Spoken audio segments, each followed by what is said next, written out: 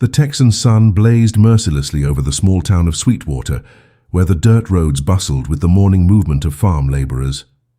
Among them, Elijah walked with steady steps towards the Baptist church, his worn boots raising small clouds of dust with each movement. The 25-year-old carried in his calloused hands the leather hat he had inherited from his father, who had died years ago in a cattle accident. His brown eyes reflected the determination of someone who had grown up facing the adversities of the countryside, working since boyhood on neighboring farms to support his ailing mother. That Sunday morning, however, there was something different in his demeanor, the timid hope of someone who had finally gathered the courage to speak with Clara Henderson, the daughter of the most respected pastor in the region. His heart pounded as he adjusted the clean shirt he had set aside especially for the occasion, knowing that this could be the day that would change his life forever. On the other side of the main square, Hank Morrison descended from his luxurious carriage, pulled by 2 Arabian horses that gleamed under the morning sun. At 28 years old, the heir to Sweetwater's largest ranch wore an immaculate suit, drastically contrasting with the simplicity of the town's other inhabitants. His blonde hair was perfectly combed, and the gold watch in his vest pocket marked every second of his privileged life. Unlike Elijah, Hank had grown up surrounded by wealth and opportunities, but he had learned early that family money came with suffocating responsibilities and expectations. That morning, he also headed to the church with a specific purpose: to win Clara Henderson, not only for his genuine feelings but also because the marriage would be seen as a perfect alliance between 2 of the most influential families in the region. His blue eyes sparkled with the confidence of someone who had never been rejected. Clara Henderson watched the movement in the square from her bedroom window, her delicate hands holding the white lace curtains her mother had embroidered years earlier. At 19, the young woman possessed a serene beauty that drew attention wherever she went, but it was her intelligence and kindness that truly set her apart in the conservative community. Daughter of Pastor Abraham Henderson, she had grown up listening to sermons about purity and obedience, but she had also developed a questioning mind that made her reflect on the role of women in that rigid society. That morning, she felt the weight of family expectations pressing on her shoulders like an invisible burden. She knew that both Elijah and Hank harbored feelings for her, and the tension between the 2 men had become increasingly evident in recent weeks. Clara wondered if she would ever have the right to choose her own destiny, or if she would merely be a pawn in a power play between men who barely knew her truly. The tension exploded during the community lunch held behind the church, where families gathered every Sunday after the service. Elijah had managed a few minutes alone with Clara, talking about his plans to expand the small property he had bought with his savings, when Hank approached with an arrogant smile on his lips. The conversation, which began politely, quickly turned into a veiled dispute with the 2 men showing off their qualities like roosters in a ring. The carefully chosen words gave way to increasingly direct insinuations, while Clara watched uncomfortably as the situation spiraled out of control. The other residents began to notice the tension in the air, forming small circles of whispers and curious glances. When Hank mentioned that a real man should be able to provide luxuries for his wife, Elijah felt the blood rush to his head. The response came in the form of a clenched fist that met Hank's face, starting a fight that only ended when Pastor Abraham forcibly separated the 2 men. In the days that followed the fight at the church, Sweetwater buzzed with rumors and speculation about the conflict between the 2 suitors. Women whispered in the markets about which of the 2 would be the better choice for Clara, while men debated in the saloons about honor and the right of conquest. Elijah continued to work on the farms with more fervor than ever, as if sweat could wash away the humiliation of having lost control publicly. His nights were spent planning ways to regain lost dignity and prove his worth as a man. On the other side of town, Hank used his influence and resources to spread rumors about Elijah's precarious financial situation, questioning his ability to support a family. Wounded pride consumed him, and he saw in his rival not only an obstacle to Clara's love, but an affront to his social position. The entire town seemed divided between the 2 camps, and Clara felt increasingly trapped in a situation that had escalated far beyond its initial proportions. The final decision came on a suffocating July afternoon, when Hank sent a formal note challenging Elijah to a duel of honor in the field behind the church. The news spread like wildfire, and all of Sweetwater prepared to witness the confrontation that would define not only the fate of the two men, but also Clara's future. On the appointed morning, hundreds of people gathered at the designated spot, forming a tense circle around the marked area. Clara tried to convince both men to abandon the madness, but her pleas were ignored by the weight of wounded male pride. As the first rays of sun illuminated the battlefield, Elijah and Hank positioned themselves face to face, revolvers in hand and hatred in their eyes. The silence that preceded the shots was broken only by the wind blowing through the nearby trees. When the smoke cleared, both men lay on the bloody ground, victims of their own obstinacy, while Clara screamed desperately, realizing that she had lost two friends over a dispute that was never truly about her. The heavy silence that fell over Sweetwater after the shots was interrupted only by Clara's desperate sobs as she ran towards the two bodies fallen on the red earth. The young woman's trembling hands tried to staunch the blood flowing from the fatal wounds, while her white dress was stained crimson under the merciless Texas sun. Dr. William Hayes, the town's only doctor, arrived running with his leather bag, but one experienced look was enough to confirm what everyone already knew. There was nothing more to be done. Elijah was still breathing weakly when Clara held his calloused hand, whispering words of forgiveness that he could no longer hear. Hank had died instantly, his blue eyes fixed on the cloudless sky, as if searching for an answer that would never come. The crowd watched in absolute shock, realizing that they had witnessed not an act of courage, but an unnecessary tragedy that would forever stain the history of the small Texan community. Pastor Abraham Henderson held his daughter by the shoulders, trying to pull her away from the gruesome scene as she screamed that it was all her fault. Tears streamed down the aged face of the man of God, who internally questioned how he had allowed his community to reach such an extreme of violence. Martha Morrison, Hank's mother, fainted in her husband's arms upon seeing her only son sprawled on the ground, while cries of pain echoed across the field like an ancient lament. Mary Collins, Elijah's mother, arrived minutes later, running barefoot down the dirt road, only to find her son already lifeless. The simple woman, who had sacrificed everything to raise the boy after her husband's premature death, fell to her knees beside the body and began to utter a whispered prayer amidst her sobs. The town's men respectfully removed their hats, while the women embraced in silence, all understanding that they had just witnessed the end of two families and the birth of a collective trauma that would haunt Sweetwater for generations. In the days that followed the fatal duel, the entire town plunged into a deep mourning that seemed to contaminate even the hot Texas summer air. Preparations for the funerals happened simultaneously, creating a surreal atmosphere where two devastated families shared the same pain in silence.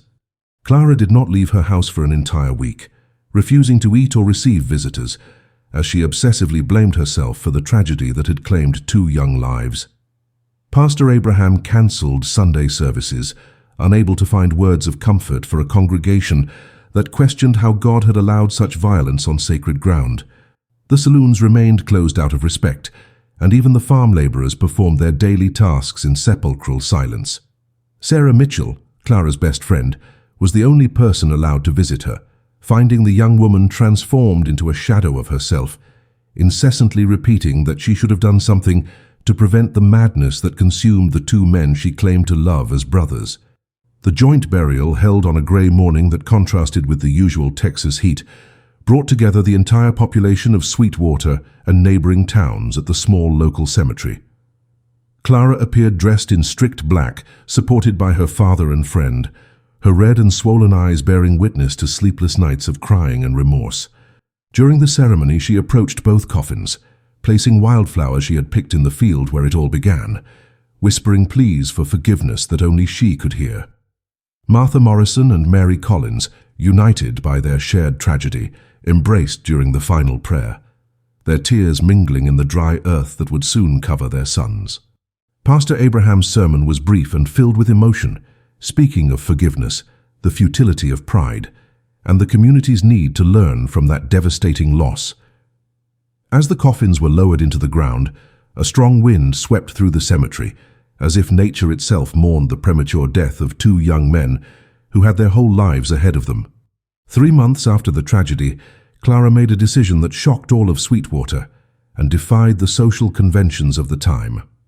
One October morning, she publicly announced that she would leave town to work as a teacher at an orphanage in Austin, rejecting the marriage proposals that continued to arrive from men in neighboring towns. Her declaration, made during a special Sunday service, echoed through the church walls like an unexpected thunder.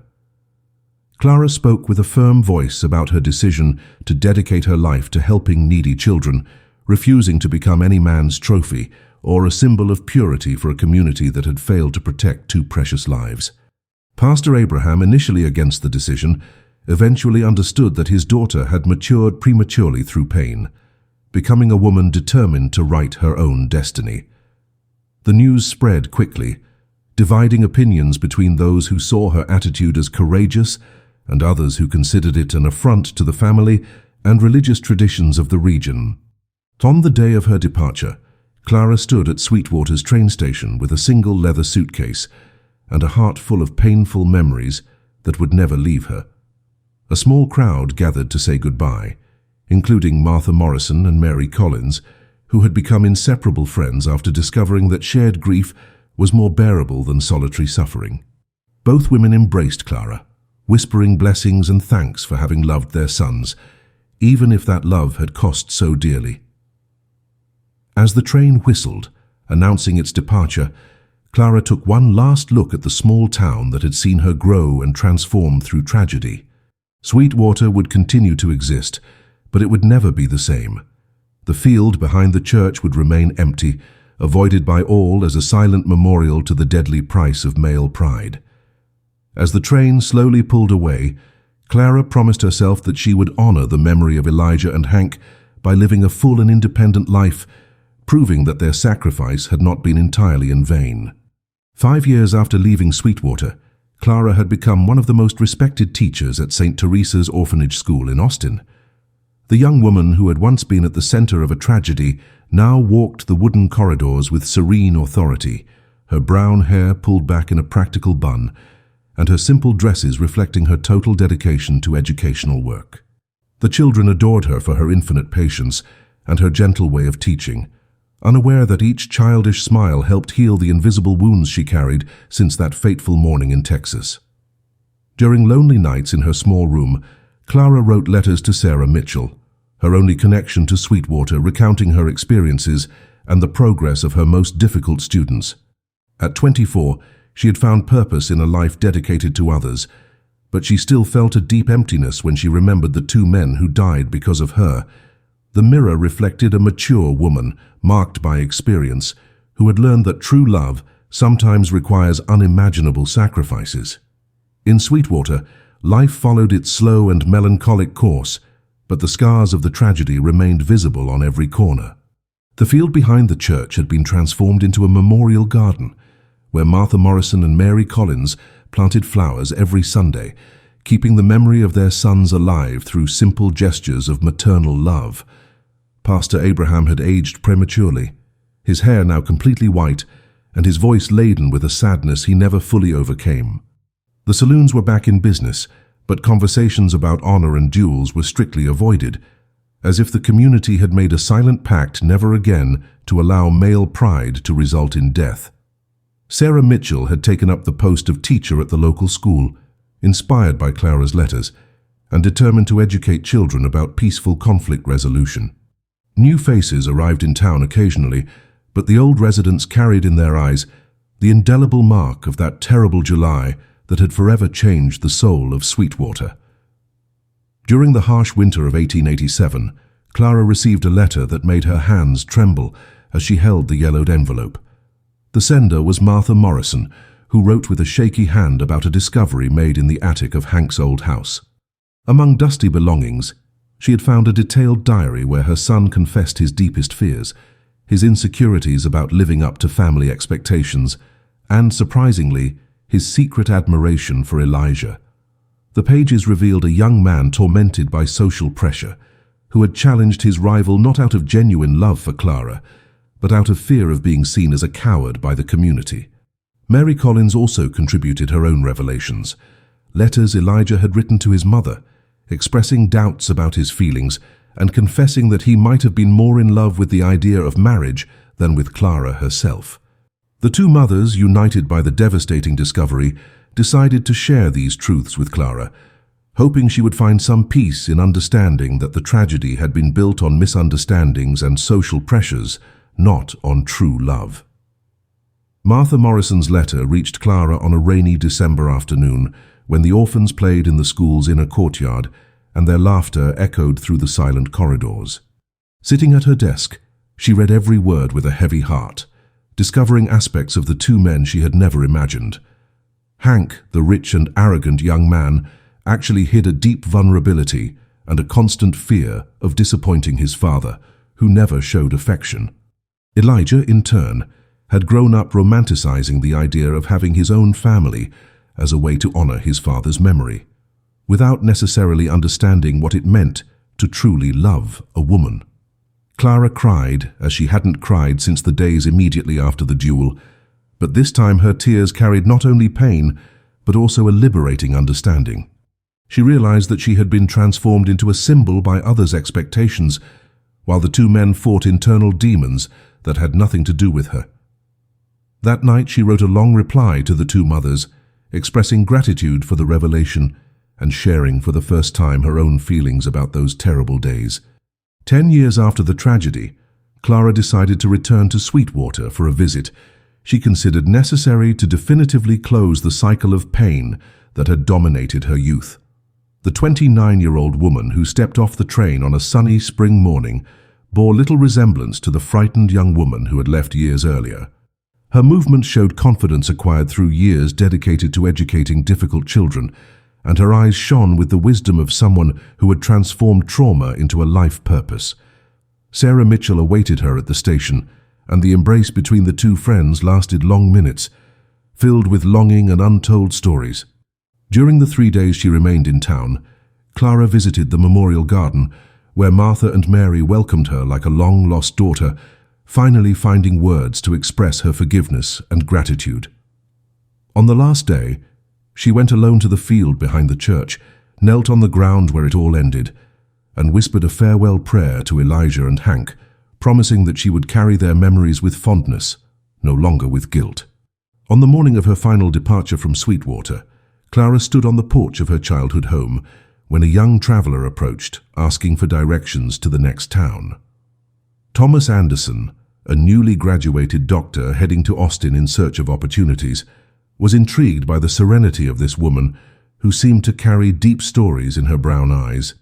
During their brief conversation, he mentioned his intention to work with needy children, and Clara felt an unexpected connection with this stranger who shared her ideals. When Thomas discovered that she was also heading to Austin on the same train, he asked permission to accompany her on the journey. During the hours of travel, they talked about education, medicine, and the importance of dedicating one's life to others, and Clara realized that for the first time in years, she felt genuine interest in a man. It was not the youthful passion she had witnessed between Elijah and Hank, but something more mature and based on shared values. The train headed towards the future, carrying a transformed Clara who was finally ready to write a new chapter in her life, honoring the past without being its prisoner. 2 years after their fortuitous meeting on the train, Clara and Thomas had built a solid professional partnership that slowly blossomed into something deeper and more meaningful. The young doctor had established a free clinic near St. Teresa's School, serving not only the orphans under Clara's care, but also needy families in the Austin area. Together, they developed innovative programs that combined basic education with preventive medical care, creating a model that began to attract the attention of other institutions in Texas. Clara watched in fascination as Thomas treated each child with infinite patience, remembering how she herself had found healing through caring for the little ones. Their conversations extended into the afternoons, discussing not only work, but also life philosophy, dreams for the future and past experiences that had shaped their personalities. Thomas never pressured Clara about her mysterious past in Sweetwater, respecting her pace and intuitively understanding that she carried deep wounds that only time and trust could fully heal. During a flu epidemic that struck Austin in the winter of 1892, Clara and Thomas worked day and night to protect the school's children, revealing the depth of their mutual commitment. While Thomas attended the most severe cases, Clara organized care, prepared home remedies, and kept the morale high of the frightened children with games and comforting stories. It was during one of those exhausting nights, when both had saved an especially debilitated child, that Thomas delicately held Clara's hand and confessed his feelings. He spoke of how he admired her not only for her dedication to her work, but for the inner strength she demonstrated daily, overcoming a painful past that he intuited without knowing the details. Clara felt her heart race, but this time it was not fear or guilt that dominated her, but a new sense of possibility and hope.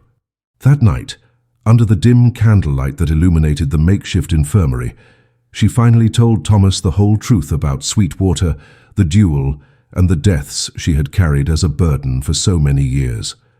Thomas listened to Clara's confession in respectful silence, holding her hands as tears streamed down her face, recalling every detail of that terrible July morning. When she finished narrating the tragedy, expecting to see judgment or rejection in the doctor's eyes, she found only deep compassion and understanding. Thomas explained how his own experience saving lives had taught him that no one is truly responsible for the extreme decisions others make, especially when driven by pride and social pressure. He helped her understand that real love does not require bloody sacrifices or mortal duels, but mutual growth, respect, and partnership. In that transformative conversation, Clara finally managed to forgive herself for the deaths of Elijah and Hank, understanding that she had been as much a victim as they were of the suffocating expectations of a society that reduced women to prizes and men to gladiators. Thomas proposed marriage not with grandiose gestures or dramatic declarations, but with simple words about building a life together, dedicated to healing the world, one child at a time. Clara and Thomas's wedding was celebrated in the spring of 1893 in an intimate ceremony in the garden of St. Teresa's School, surrounded by the children they had helped raise and educate. The bride wore a simple white cotton dress, without a veil or elaborate ornaments, reflecting the new woman she had become through years of work and self-discovery. Among the guests were Sarah Mitchell, who had traveled especially from Sweetwater, and surprisingly Martha Morrison and Mary Collins, who had become maternal figures in Clara's life. The two women cried during the ceremony, not out of sadness but out of joy at seeing that the young woman who had suffered so much because of their sons had finally found peace and true love.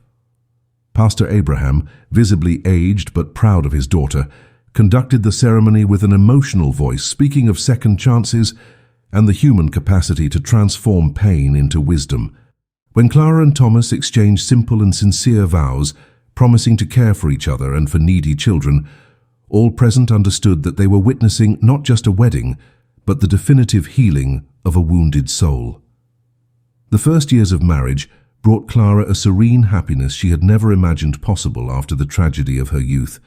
Thomas proved to be not only a loving husband, but also a perfect partner in her educational projects, expanding the school and clinic until they became a benchmark throughout Texas. Together, they officially adopted 3 orphans who had arrived at the school in particularly difficult conditions, creating a family based on love, not blood. Clara discovered that motherhood was even more rewarding than she had imagined, especially since she could offer the children the safe and loving environment she herself had lost prematurely. During quiet nights, as she put the little ones to sleep, she sometimes remembered Elijah and Hank, but now with gratitude for having been part of her growth journey. Thomas often found her in these reflections, offering a comforting hug and reminding her that the past had been necessary to mold her into the extraordinary woman she had become. In 1895, when Samuel, the couple's first biological child, was born, Clara finally understood that she had completed her transformation from victim to survivor, and from survivor to an example of hope. In 1900, 15 years after the tragedy that had changed the course of her life, Clara returned to Sweetwater for a special visit, accompanied by Thomas and their 4 children. The small town had grown modestly, but maintained its rural character, and the memorial garden continued to bloom thanks to the constant care of Martha and Mary, now elderly but still united by the friendship forged in shared pain. Clara introduced her family to the two women who had become her second mothers, and the children ran freely through the field where the fatal duel had once occurred.